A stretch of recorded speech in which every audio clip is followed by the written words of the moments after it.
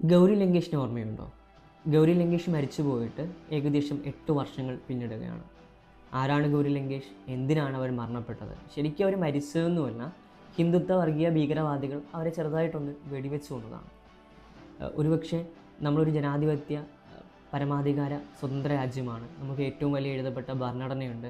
നമുക്ക് നമ്മുടെ രാജ്യം നേരിടുന്ന എല്ലാ പ്രശ്നങ്ങളെയും അഡ്രസ്സ് ചെയ്യാൻ കഴിയുന്ന ഒരു അവസ്ഥയാണ് ഉള്ളതെന്ന് നമ്മൾ തെറ്റായി വിശ്വസിക്കുകയാണ്. പോട്ടെ, ഭരിക്കപ്പെടുന്ന കക്ഷിക്ക് എതിരായി ഉയർത്തപ്പെടുന്ന ശബ്ദത്തെ എപ്പോഴും ബഹുമാനിക്കുമ്പോഴാണ് ഏറ്റവും നല്ല ഭരണപക്ഷം ഉണ്ടാകുന്നത്.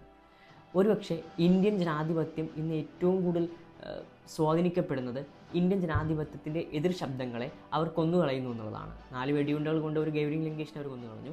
ഗൗരി ലങ്കേഷിന് മുന്നേയും കുറച്ചധികം മനുഷ്യരെ അവർ കൊന്നുകളഞ്ഞു. ഈ സംസാരിക്കുന്ന എന്നെയോ ജനാധിപത്യത്തിന് വേണ്ടി പോരാടും നിങ്ങളെ അവർ നാളെ കൊന്നുകളയാണ്ടിരിക്കാം. അതൊക്കെ ഇറ്റ്സ് ഡിപ്പെൻസ്.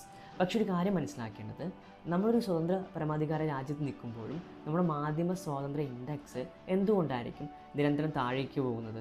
മാധ്യമ സ്ഥാപനങ്ങളെല്ലാം തന്നെ ഒരു കുത്തക മുതലാളികളുടെ അടിയിൽ വരികയും സ്വതന്ത്ര മാധ്യമ പ്രവർത്തനം എന്നുള്ളത് എൻ്റെ ഒരു സ്വപ്നമായി മാറുന്ന കാലഘട്ടത്തിലാണ് ജാതീയമായ പ്രശ്നങ്ങൾ അഡ്രസ്സ് ചെയ്ത, സ്ത്രീകൾക്ക് നേരെയുള്ള, ദളിതർക്ക് നേരെയുള്ള പ്രശ്നങ്ങൾ അഡ്രസ്സ് ചെയ്ത, വർഗീയത തുപ്പുന്ന മനുഷ്യർക്കെതിരെ ഉള്ള പ്രശ്നങ്ങൾ അഡ്രസ്സ് ചെയ്ത ഗൗരി ലങ്കേഷിനെ അവർ കൊന്നുകളഞ്ഞു.